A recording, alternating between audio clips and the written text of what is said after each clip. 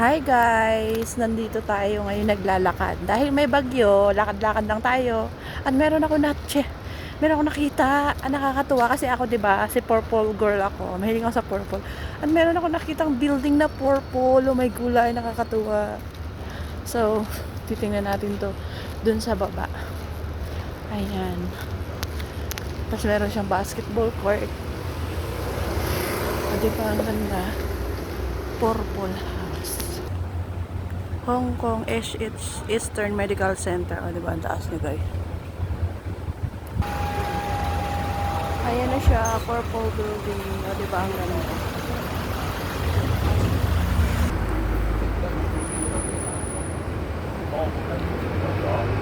Ang cute ang bahay, guys.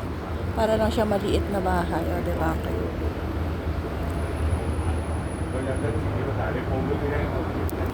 Ayan tayo. Ikot tayo. Gala-gala. Ayan. Lakad-lakad.